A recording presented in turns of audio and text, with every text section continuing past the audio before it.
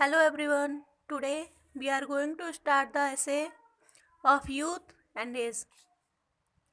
Introduction to the essay. Bacon's essay entitled Of Youth and Age was first published in 1612. It was later enlarged in 1625. Bacon का ऐसे of youth and as सबसे पहले 1612 में प्रकाशित हुआ। 1625 में इसे और अधिक विस्तृत किया गया। The essay describes the benefits and drawbacks of youth and age. निबंध युवावस्था एवं वृद्धावस्था की अच्छी और बुरी बातों का वर्णन करता है। Bacon then suggests the wise course. Bacon सही मार्ग का सुझाव देता है। Bacon concludes the essay by remarking that youth sometimes fails to fulfill its early promise and gives examples of Hermogenes, Hortensius, and Scipio Africanus. निबंध के अंत में बेकन कहता है कि कभी-कभी प्रारंभिक युवावस्था में व्यक्ति की आशाएं पूरी नहीं होती। बेकन हार्मोजीनियस, हार्टेंटियस तथा सीपियो एफ्रीनेकस के उदाहरण देकर अपनी बात को स्पष्ट करता है। Summary of the essay. An analysis of the main points of the essay is given below. निबंध के मुख्य बिंदुओं का विश्लेषण निम्नलिखित है। A point number A, chief drawbacks of youth, युवावस्था की मुख्य कमियां। Youth is liable to foolish thoughts but has lively invention and imagination. युवावस्था में मूर्खतापूर्ण या अव्यवहारिक विचार आ सकते हैं, परंतु इस अवस्था में व्यक्ति की कल्पना बड़ी सजीव तथा रोचक होती है। In violent natures youth is unripe for action.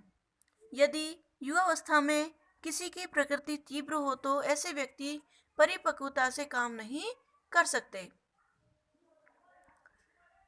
Youth is fitter to invent and execute than to जज और डेलिब्रेट। युवा व्यक्ति नई बातें सोचने तथा करने के अधिक योग्य होते हैं, निर्णय लेने के योग्य कम। Errors of youth often prove fatal because of the following reasons. युवावस्था में कभी कभी गलतियां बड़ी हानिकारक हो जाती है। इसके निम्नलिखित कारण हो सकते हैं।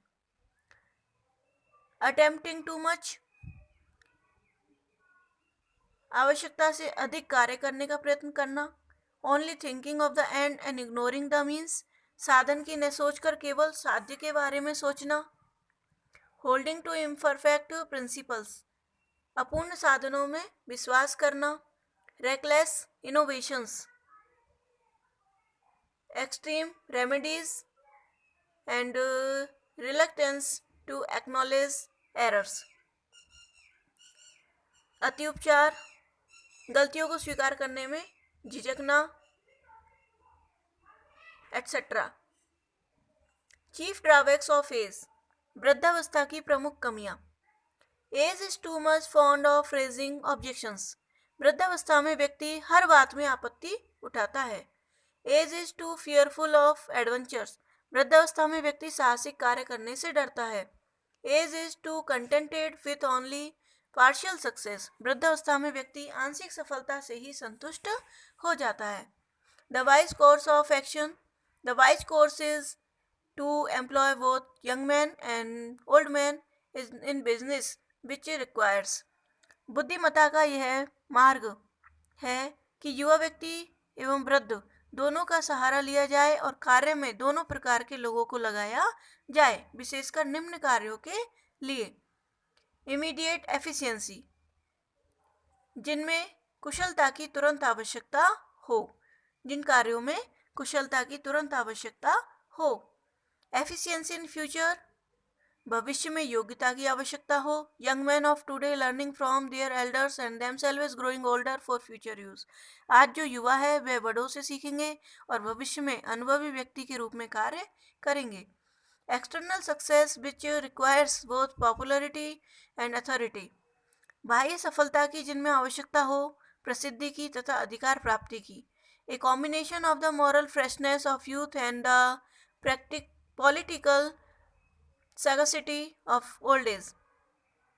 जिनमें युवाओं की नैतिक ताजगी तथा वृद्धावस्था के अनुभव तथा होशियारी की आवश्यकता हो।